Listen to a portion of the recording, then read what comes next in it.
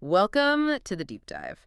So today we're tackling a pretty big idea, actually, something a listener sent us. It's this claim that wokeness, well, that it might actually be dying out. That's right. Yeah, our source today is it's a conversation a listener shared featuring author Andrew Doyle.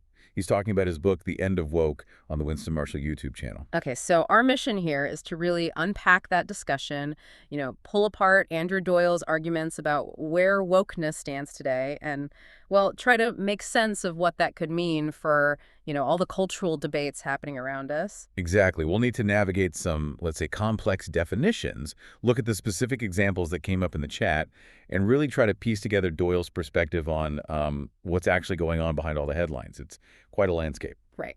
Let's jump in then. So Andrew Doyle, in this source, he starts with a pretty bold statement, doesn't he? That this thing we call wokeness, the version we've seen, over the last 15 years or so, is actually on its way out. He does. He argues this particular phase, this iteration, is coming to an end. Now, he does add a caveat, saying it might just, change shape, become something else. Morph into something different. Potentially, yeah. Yeah. But the peak, as he sees it, is over. And he's quite specific about what he means by woke, isn't he? He has a definition he works with in the source. Yes, he defines it there as, let me get this right, a cultural revolution that seeks equity according to group identity through authoritarian means. Interestingly, he frames it less as something brand new and more like the latest version of this sort of innate human impulse towards authoritarianism. Authoritarianism. Yeah. But coming from groups often seen as marginalized. That's his angle. That's the framing in the source, yeah. It's about the means the authoritarian methods use to impose a view based on group identity. Okay, that's quite a definition. So what evidence does the source actually offer to back this up, this idea that it's declining? What are the signs? Well, legal decisions are presented as a pretty big factor. The Supreme Court ruling, the one stating that Sex and the Equality Act refers to biological sex, that's cited as a major blow to certain aspects of gender ideology. Okay, the legal side. What about, say, healthcare? That's been a big area. Yes, absolutely. The CAS review and then the NHS ban that followed on prescribing puberty blockers to minors, that's highlighted as another really significant development working against that particular agenda. And beyond the courts and healthcare, the source suggests that even, big corporations are changing their tune. Yeah, Andrew Doyle points to DEI, diversity, equity, inclusion programs being scaled back or even, as the source puts it, demolished in some really big companies. McDonald's, Walmart are mentioned, even Facebook, citing Mark Zuckerberg's reported views on it. It's seen as a sign of a shift. And political options, too, I gather. Definitely. The source mentions Donald Trump's executive orders as clear examples of, well, direct pushback. Things like reinstating biological definitions of man and woman, addressing the issue of men competing in women's sports, and pushing for meritocracy over identity-based hiring. These are framed as direct counters. Right. And there were even some, symbolic signs mentioned? Almost subtle things. Yeah, a slightly amusing observation noted in the source is this trend of some arch-leftists, as they put it, sort of quietly removing pronouns from their social media bios.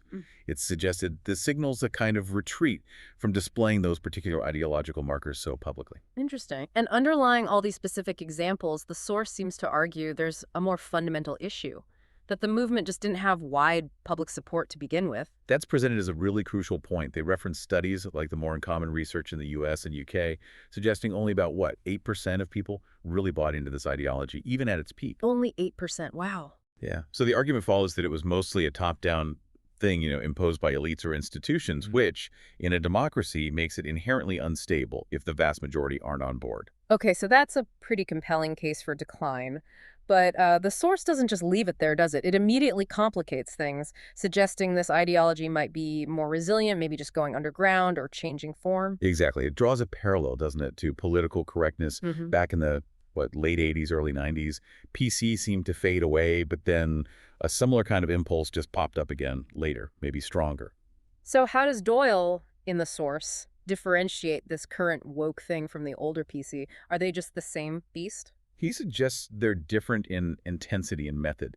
PC, he frames, was maybe a sort of clumsy, sometimes over-the-top attempt to figure out new social rules, a kind of social contract negotiation. Woke, though, in his view as presented, comes with a much harder edge.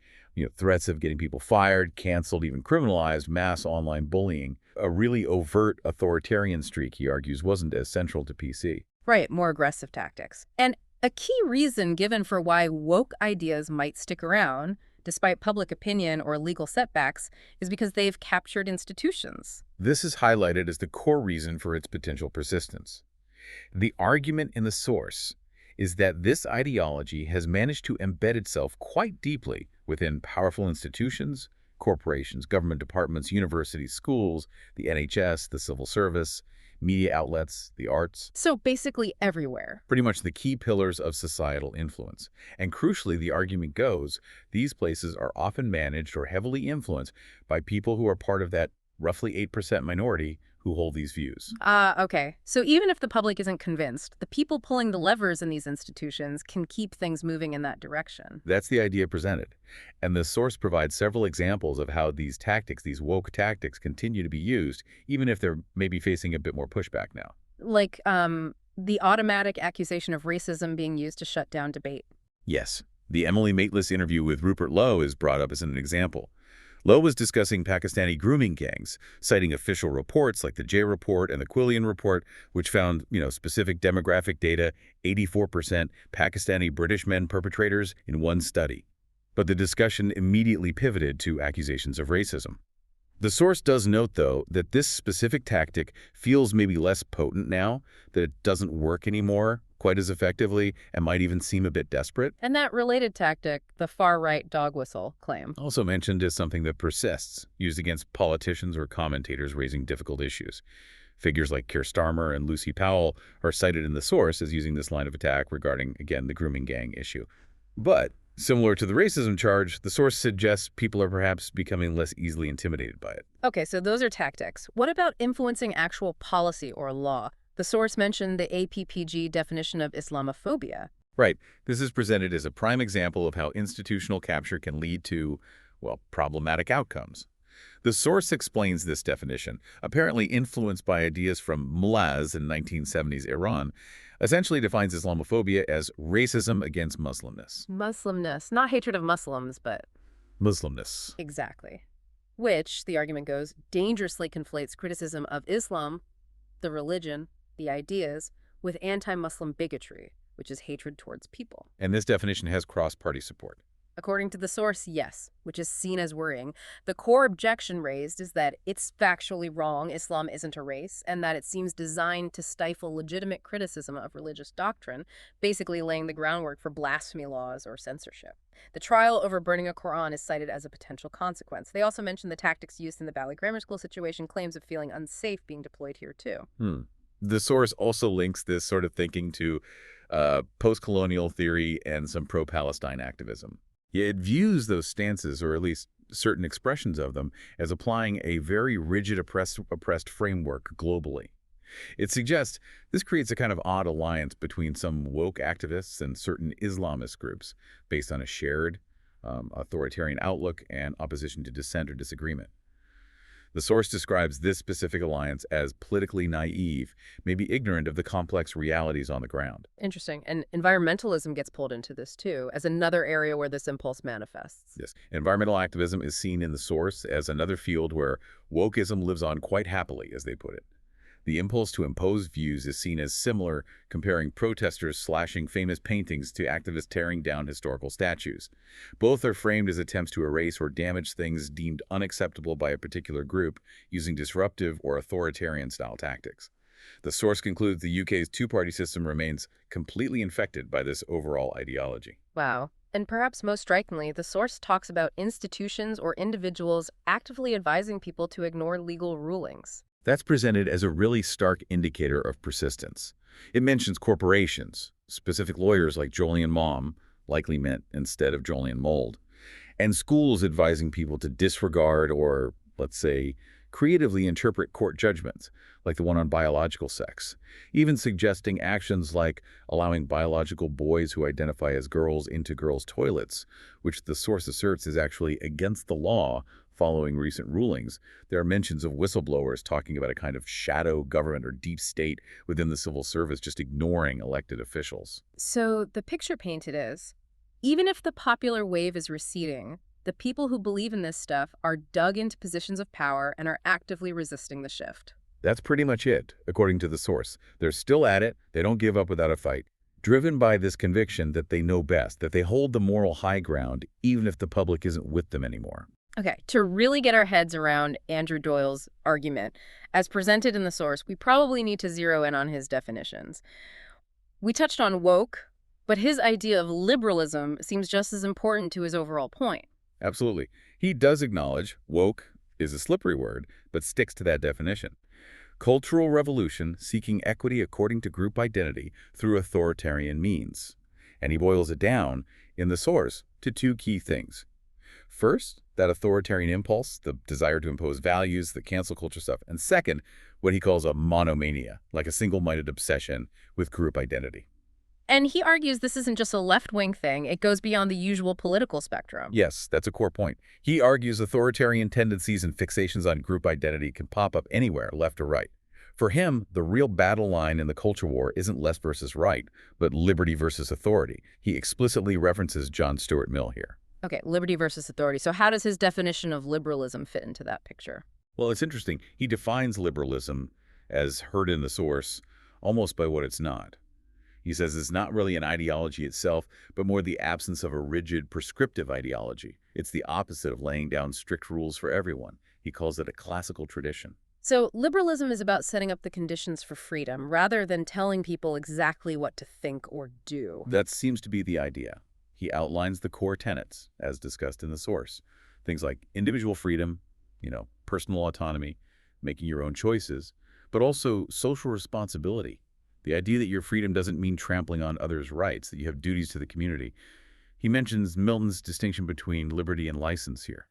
What else is core to this classical liberalism? Well, the fundamental freedoms. Speech, assembly, association, belief, conscience.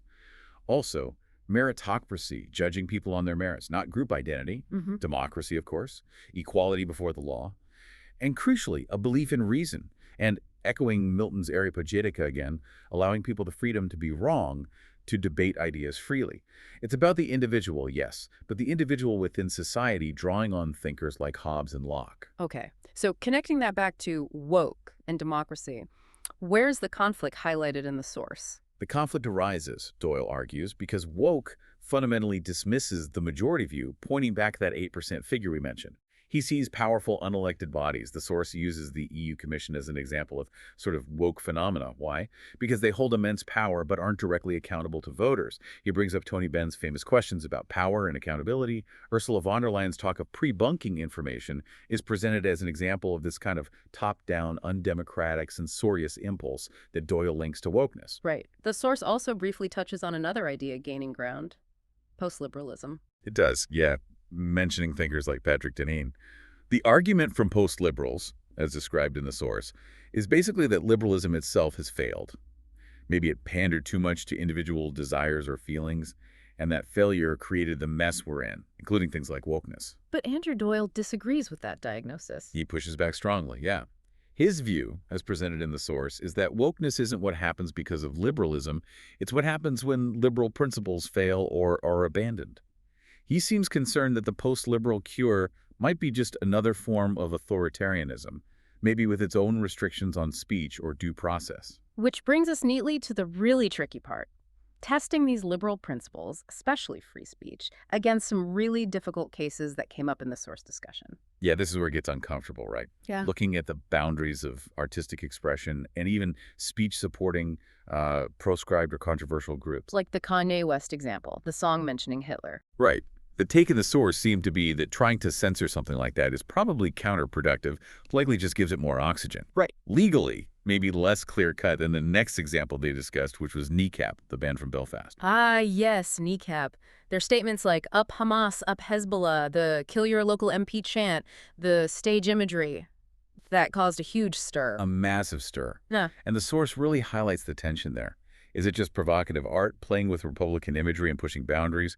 Or is it genuinely endorsing violence or supporting banned terrorist groups? The fact the band later gave somewhat mixed messages, backtracking after the backlash, just muddies the waters further. So how does someone applying a liberal principle like Doyle in the source approach something like that? Where does artistic freedom end and incitement begin? Well, according to the source, Doyle's default position, his instinct, is strongly toward protecting artistic expression, even when it explores really dark or offensive themes. He argues the danger of state censorship usually outweighs the danger of the speech itself. Freedom is the lesser threat, in his view. Is there a specific legal test or standard he refers to for drawing that line? He mentions a standard that sounds very much like the Brandenburg test used in the U.S. You look at whether the speech is likely to incite imminent lawless action and whether it was intended to do so. Applying that, his view, as discussed in the source, is that kneecap's words, however offensive, probably don't meet that high legal bar for incitement. But the source acknowledges the risk, right? That art could be used as a cover. Yes, it explicitly raises that downside, that performance art or comedy could potentially be used cynically to mask real violent intentions. The source mentions the Michael Stone case as an example, where a killer tried to use a performance art defense, however implausibly. And other tricky free speech cases came up too, things that have actually led to legal action. Yeah, Paul Gascoigne being fined for telling an old joke on stage years after the fact. Count Dankula getting a criminal record in Scotland for that pug video joke. And Hamza Yousaf's hate crime act in Scotland is mentioned specifically as potentially criminalizing things said in public performances, which is seen as a major threat to comedians and artists. What about the really hard question? Should people be allowed to express support for banned terrorist groups, just verbally, off stage, not providing actual help? Andrew Doyle's view, as presented in the source, is, well, leaning towards yes, actually. He suggests the law prohibiting mere expression of support might be wrong. The reason he offered is that it's better to know who holds these views, to have them out in the open where they can be challenged, rather than driving them underground as long as there's no material support, no actual aiding of terrorism. It's a kind of sunlight is the best disinfectant argument applied even here. Okay, so we've dug into Doyle's definition of liberalism as presented in the source. Let's try applying it, just based on that source discussion. Quickfire round, liberal or not liberal, according to Doyle's framework. All right, based purely on how liberalism is defined and applied in that source. Let's go. Keir Starmer. Source suggests. Not liberal. Ed Davey. No. Tell me Button-up. On balance, based on her focus on freedom, challenging woke ideas. Source implies Nigel Farage. Nigel Farage. Tricky. Supports some liberal principles, but things like economic nationalism complicate it within this specific framework. Source seems unclear. Donald Trump. Broadly liberal in some policy aims mentioned, but with, as the source puts it, serious liberal blind spots like comments on flag burning or changing libel laws. So mixed, leaning towards not consistently liberal by this definition. Joe Biden. No. The Biden administration is framed in the source as having pushed illiberal or woke measures. Tony Blair. No. Maggie Thatcher. No. Sadiq Khan. Source implies. Definitely not. Alistair Campbell. No. Rory Stewart. No. So the rather stark conclusion Andrew Doyle reaches in the source, using his specific definition of classical liberalism, is he concludes that he doesn't believe any major political party currently operating in the Western world truly qualifies as liberal, according to his definition. That is quite a takeaway. And it brings us towards the end of this deep dive. Yeah, we've journeyed through Andrew Doyle's argument via our source about whether this particular form of wokeness is ending. We looked at the evidence presented for its decline, public opinion, legal shifts, but also the strong case for its persistence, particularly through its hold on institutions and its evolving tactics. We really wrestled with those definitions, didn't we? Contrasting woke as this authoritarian cultural revolution fixated on group identity, with Doyle's view of classical liberalism as almost the absence of ideology, prioritizing individual freedom, responsibility, reason, and open debate. And we saw how those liberal principles get stress-tested with really tough cases. Free speech, for offensive art, or even for supporting abhorrent groups. Highlighting that constant tension between protecting liberty and mitigating potential harm, and seeing how Doyle, in the source, applies quite a strict standard, like the Brandenburg test concept, before allowing restrictions.